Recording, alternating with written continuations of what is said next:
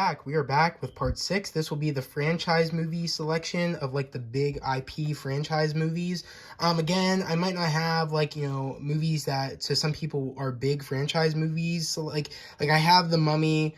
I only have like one movie of The Mummy, which unfortunately I do need to get the other ones on DVD. I just never, again, there's a lot of movies I have not gotten around to getting their predecessors, or like, you know what I mean, of like the first ones or the second one or the third one or whatever. But these are like the main IP franchise movies I have in my drawer of, I think, all the ones I do have, except one of the Fast and the Furious might be missing, or two of them, and then one or two might be missing in Pirates of the Caribbean. But I'll know for sure when I start, going through which ones of which franchise I'm going to be going through. But to start off, we're going to be going on with Harry Potter. I know I have all the Harry Potter movies. We're going to start off with Fantastic Beasts. I love Fantastic Beasts. I love the unique aspect of we get to like know the lore of like the wizarding world. I love that. I love the first Fantastic Beasts movie. I do not like the first. I don't like the second Fantastic Beasts movie. I hated the second Fantastic Beasts movie. I love the first one. Right, I was like, okay, I'm excited for this world that we're in. But when it got to that second one, I just did not like it. I thought it was just terrible. Okay, now we're going to be going on to Harry Potter and the Secret and the Sorcerer's Stone. I love Harry Potter and the Sorcerer's Stone. It's a great movie to start off the world of Harry Potter and getting to know this character and his friends in this world. It's great. It's a great first movie to start off this, the universe with. Again, I've never read the J.K. Rowling books of Harry Potter. I just never read them, but I love these movies to death, and I feel like that doesn't make you any less of a fan if you don't read the books. But there is some changes from the books to the movies, apparently, I've heard. But I love the movies. Going on to, of course, Harry Potter and the Chamber of Secrets. I love Harry Potter and the Chamber of Secrets. Like, I kid you not. This movie, I think I love 10 times more than Harry Potter and the Sorcerer's Stone. I love Harry Potter and the Chamber of Secrets. I love, of course, the Quidditch scene with Malfoy. I loved that. I loved that, like, villain that Harry had of Malfoy. I loved that bully that he had, and that cool sequence of them going against each other in Quidditch. I love that sequence. I love when Harry, fights the basilisk in the Chamber of Secrets. I love that, and fighting Tom Riddle. I love those moments. There's just so many iconic moments in this movie. I just love it. I love it. I love it. I love it. I just love Chamber of Secrets. It's so great. And especially like especially the sequence of this movie where like he's grounded and he's never allowed to go to Hogwarts again or something. But then of course Ron and Fred and George break him out in the flying car. I love that sequence, and all the flying car sequences of Ron's father's car. I love that. I just love this movie so much. It's so great. I think it might be one of my favorites, if not my favorite.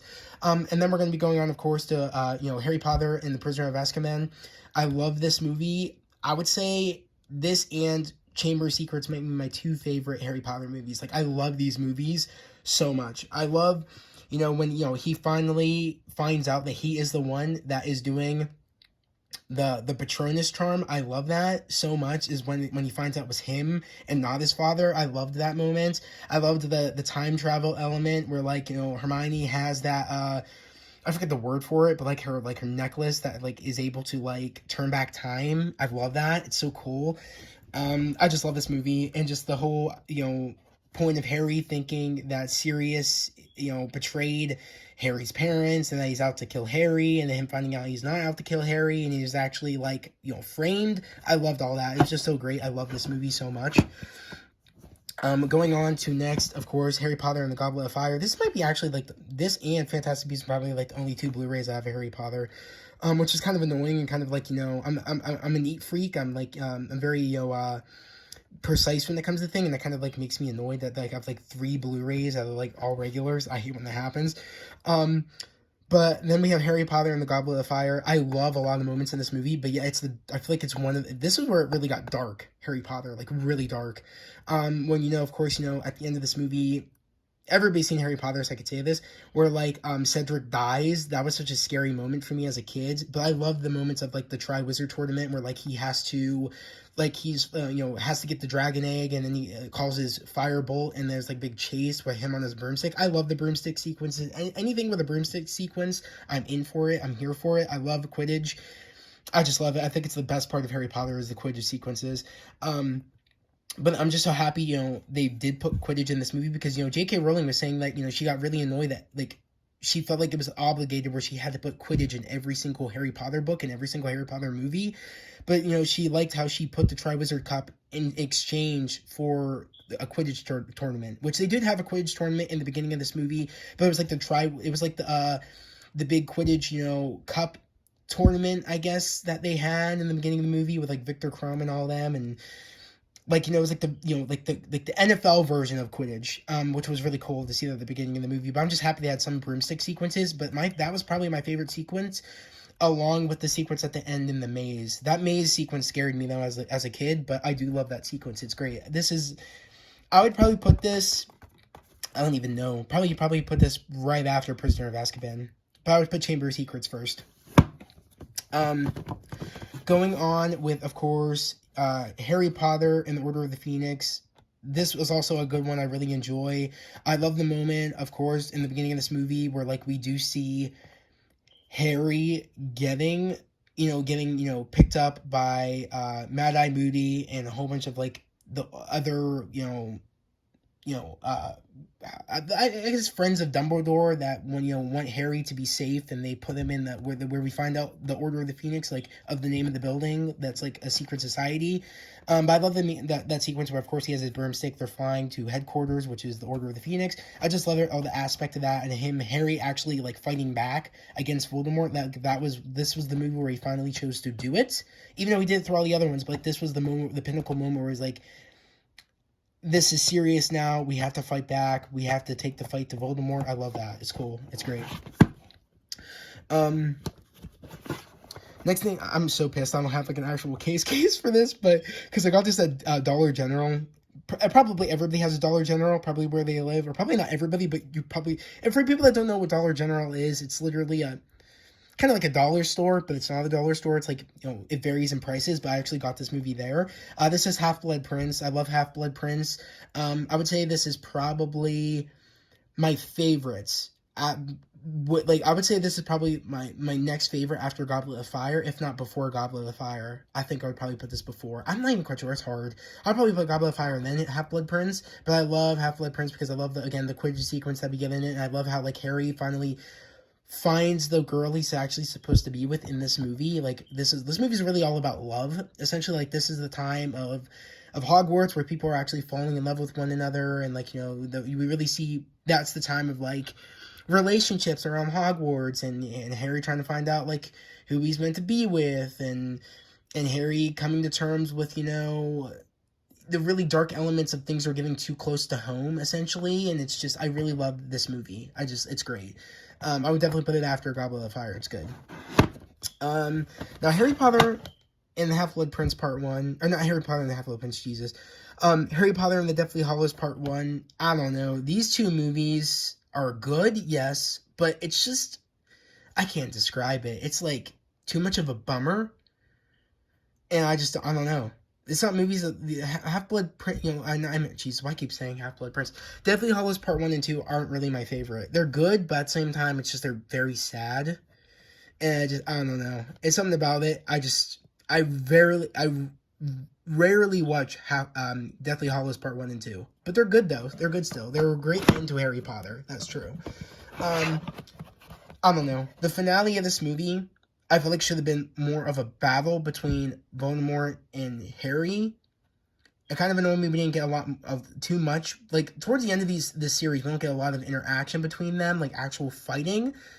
And I just felt like it should have lived up more to the high expectation. It should have lived up to the final battle more. This movie should have, like, really, lived up to the ending of Harry Potter. I mean, it was still a great ending, but at the same time, it's like I feel like they could have done more with the battle of Hogwarts. They could have done bigger things with it, and it was just sad. But I mean, I feel like it could have been better. But it was still a great ending to Harry Potter, especially when we see them as, like, grown-ups and they have their own kids at the end, and seeing the new generation of kids going to Hogwarts. I thought it was cool. I would like to see a continuation of Harry's kids and Hermione and Ron's kids. I'd like to see that continuation. I don't know if we'll ever get it, but it would be cool. I think there was talks of them doing like doing the I forget what that one play was. It was like the Cursed Child. I heard that we were going to get like a live action version of that, which I think it is a if I'm correct, I don't know for sure, but I think it is a continuation of like Harry's kid and all that shit. I think that's what it was. I don't know. Again,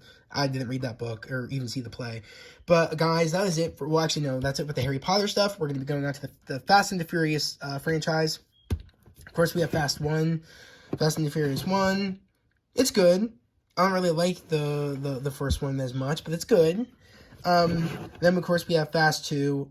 This one really isn't good because it doesn't have Dom in it. It's kind of like just, I don't know why I'm forgetting. Why am I forgetting? Damn, I've not watched this franchise in a while, where I now forget their names. Why am I blanking? Oh lord, it just didn't have Dom in it, so I just didn't think it was as good. But it's still a good movie though. My favorite is probably Tokyo Drift. That's probably my favorite one. I love Fast and Furious Tokyo Drift. It's great. I love this is about a white dude that ends up going to Tokyo and learning how to drift, and it's just it's a great movie. I love this movie. I feel like this is pretty high up there on the and the Fast and the Furious trilogy. I feel like this is very high up there. A lot of people do like this movie. I would just say this is one of the best movies. I think it's so different. I think that's why a lot of people like it, which it is. It's like a break from the normal stuff that we know in the Fast and the Furious franchise, and they actually did something different with this, and I really did enjoy it. And it's weird because it's totally out of order. Like, this movie happens actually after Fast and the Furious. I'm trying to remember which one it was. Fast and the Furious, I think it's 6 or 5. Is it 5 or 6? Is it 5 or 6? 5. Yeah. It happens after Fast and the Furious 5, this movie. Am I right? Or is it 6? I think no. It happens after Fast and Furious 6. Fast and Furious 3. Which, again, is totally out of order. And people didn't know until we saw the end credit. Or, yeah, it was like the end credit or the end sequence. I think it was the end credit. Or it was the ending of Fast and Furious 6. When we find out, holy crap. That's what happened. So, yeah, I'm correct on that, yeah. So, I really do enjoy, of course, Tokyo Drift. And I really enjoy, Fast 4 is good. I wouldn't say it's my favorite. It didn't start really getting good for me. I love 3, Fast and the Furious, Tokyo Drift, but it really didn't start getting good for me until they hit like 5 and 6. Really, 6 is where it really took off. But Fast and the Furious 5 is good. It's like right after Dom gets arrested. This is like I think this is like the movie where like they break out in 4, but then that's when they really introduce Hobbs, Dwayne The Rock Johnson's character Hobbs. He's trying to hunt down Dom and Letty and all them, trying to hunt them all down and get them, but they're trying to do like a bank heist in this one. It's good. My favorite one is Fast and the Furious 6. I love Fast and the Furious 6. It's so great. I love this movie. Again, after 6 is Fast and the Furious Tokyo Drift. I love this movie. It's really when it really started kicking into gear. I love just Fast and the Furious 6. I love the whole concept of this movie, of Letty not remembering who she is, and then they have to they find out she's alive, and they get her from this other group that she's from, and they're trying to they get hired from Hobbs to stop that group, but also because Letty's involved, that's why they get involved. I just love this movie. It's great. I have the Steelbook for a reason. I love that movie. I forget which one this is. What is this movie? I think this is 7.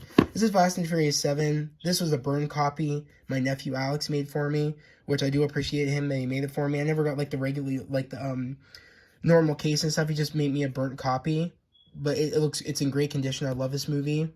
I love Fast and the Furious 7. It's great. I love how they introduces Shaw's brother, Deckard Shaw. I really enjoy that character. He's cool.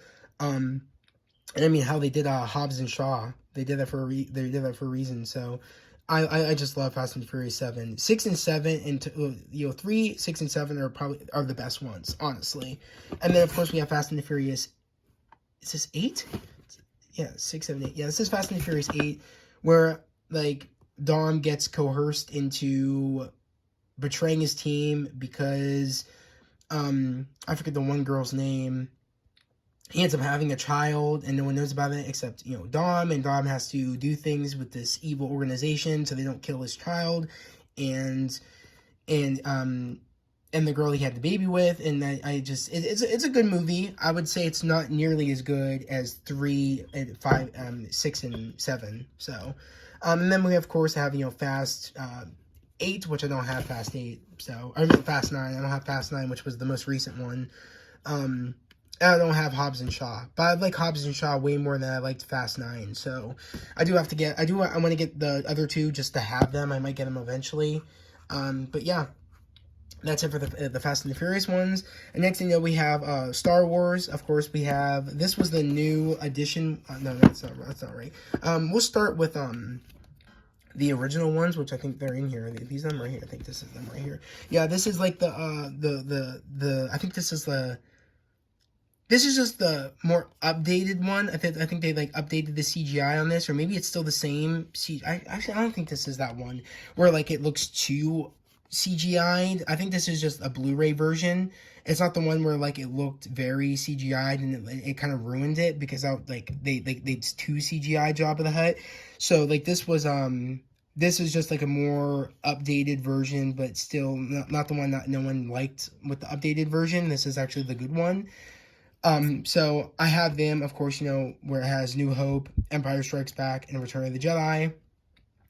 Which one I like the most? I love Return of the Jedi, and then I would put Empire Strikes Back, and then I would do New Hope. I just love Return of the Jedi. It's my favorite. And then, of course, and that's the Blu-ray copy. Like, it was like the anniversary, and when they turned it into a Blu-ray version. So, I love that one. It looks great that since it's in Blu-ray, it doesn't look too grainy to the point of like it looked like the original ones where it was like on VHS and it looked too grainy. It's just a little updated, a little bit more, a little bit crisper since it's on a Blu-ray. And then of course we have Force Awakens, which I think is the best one out of course Rises. What is it? Last Jedi, and of course, Rise of Skywalker. That's the best one, Force Awakens, way more than Rise of Skywalker, Last Jedi and Rise of Skywalker. I have a problem with this, trilogy movie. I just didn't like Last Jedi and I didn't like Rise of Skywalker. I even now that I mention it, like even going back to Force Awakens, there's some good moments, but like it's not what they promised us. They promised us to have Finn as the main Jedi and him becoming the Jedi. I mean, they did it even in the posters. He's the one who has he has the lightsaber in the logo, and they had and they were really showing us in the promotion that he was going to be the Jedi. But then apparently I heard that there was a total script change because someone had an agenda, and that kind of made me angry, and it makes me just hate Force Awakens because of that one reason. And then of course we have Revenge of the Sith, which again is great. I love Revenge of the Sith. I love the moment in the beginning of the movie where it's Obi-Wan, Anakin, they're in their fighters. I forget the name of these these ships that they're in. These they're not X-Wings. I forget what the hell they are. They're kind of like they're Jedi ships. So I love that moment, and of course I love the moment when they're fighting. So yeah, that's a great movie. I love that movie. What's the other one? And of course we have Attack of the Clones. Not many people like Attack of the Clones. There's some good moments in here. I love the moment in this movie where Anakin and Obi-Wan are trying to go after that bounty hunter that's that tried assassinating Padme. So I just love that one moment in the movie, and then it's a big chase sequence. I just love that part of the movie. And I just feel like we really see Anakin's role. He still acts like I mean, people don't like the acting in this movie. I mean, I don't really either. There's certain parts of this movie that are good. I just feel like it's too overhated. It's still good, though. But of course, my favorite movie out of this, I would say, is probably this one. I like Phantom Menace. Honestly, I think I like Phantom Menace way more than I like Revenge of the Sith. I think it's because I love Mace Windu. I love Obi-Wan Kenobi. That's Qui-Gon Jinn, not Mace Windu. Again, it's late, guys, when I'm making this video. But I love Qui-Gon Jinn. He's my favorite, along with Obi-Wan and along with Luke. Those were, my favorite Jedis. So, I had to rank them. I don't know. I'd probably do Obi-Wan first, then Mace Windu, then maybe Luke. That's probably how I'd probably do it. Because I do like Luke, but I don't know. There's something about Mace. There's something about Qui-Gon Jinn. There's just something about him. I love Qui-Gon Jinn. I wish we got more of Qui-Gon, but yeah, we didn't. But moving on to, of course, Pirates of the Caribbean. We have, of course, Pirates of the Caribbean 1. No, that's not 1. Where the hell is Pirates of the Caribbean 1? I don't know why I did it like that. That's weird. Is this it? Which one's this? Okay, no. So then this one. Yeah. So I have Pirates of the Caribbean, The Curse of the Black Pearl. I love this first one. It's great. You know, it really opens up to the world of the Pirates of the Caribbean. Again, as it went on, the Pirates of the Caribbean franchise, I think this is the 4th one and the 5th one aren't as good to audiences. People don't really like them as much. They're okay. I feel like it really kind of ended on how good they are in the 3rd movie. Because the 2nd one's really good. I would probably put the 2nd one, I don't know, maybe I put it over the 1st one. I don't know. Actually, no, there's something about the 1st one I love. Okay, so I don't even know how to rank them. I would do them literally in the order that they're in. So it'd be, of course, you know, Curse of the Black Pearl, first one. Then I would put Dead Man's Chest. And then, of course, I would put At World's End. And then, of course, I would do then this one on Stranger Tides, which, again, is a good one. I would say it's way better than the 5th one that they had. But it should be interesting to see what they do going forward in the Pirates of the Caribbean franchise, because apparently I heard they're going to be doing like I think it's a prequel story, or it's a continuation, but it's not going to have Johnny Depp in it. It's going to be a whole new lot of characters. So it should be interesting to see what happens and whatever they do with Pirates of the Caribbean going forward. But it's not Pirates of the Caribbean if it doesn't have Johnny Depp in it. That's just how it is. It's just, you can't do Pirates of the Caribbean without Johnny Depp. It won't be good. But you never know, they could surprise us. But guys, that is it for like my franchise movies, my trilogy movies. Again, I have other ones, and again, I think I'm like I said, I'm missing Pirates of the Caribbean 5, and I'm missing Fast and Furious 9. Again, I have to get those at some point, even though I don't really like them. I do need to complete these sets. I might get them. It depends. You know, it's always hard when you don't like something, a part of like a franchise, but again, you need it just because of the fact of it fits along with the collection that you're building. I mean, even though I don't like Last Jedi, and even though I don't like Rise of Skywalker, I do need to get those at some point. I might get them when they're like super cheap, like $1 if I find them in the dollar bin, because I just don't want to spend any more than that on those movies because I just did not like them. But I would rather pay more money on Fast and Furious 9 and of course Pirates of the Caribbean 5 than I would on Last Jedi and Rise of Skywalker. I just did not like those movies. But guys, that is it for, you know, the trilogy movies. So yeah, I will see you guys when I am going to be doing something I didn't mention. I actually have animated my Pixar movies / I guess animated movies. So, like, Pixar / animated / anime, stuff like that. So, we're going to get into all that in a second. Oh, actually, also, I have Percy Jackson here. 1 and 2, I forgot about that. So, I have Percy Jackson 1, Lightning Thief, and of course, I have Percy Jackson, Sea of Monsters. I like the sequel. People didn't like the sequel. People didn't like how these movies were made. People said that this was nothing like the books. Again, I've never seen the books, or I've never read the books, so I wouldn't know. I liked them for what they were, and I would like to see Logan Lerman come back to play Percy Jackson along with the other characters. They just need better writing if people didn't like it. But I do think they fit the characters really well. But I don't think they're going to do that. I think they're going to be doing a whole total reboot on Disney Plus, because I heard we're going to be getting a series. That should be interesting when we get the trailer for that series. And the writer from the books is actually, I think, going to be directing the episodes for the series. So that should be very interesting to see when we get that first trailer. But guys, that was it for my trilogy movies. I'll see you guys in the next part with talking about my animated movies. All right, peace.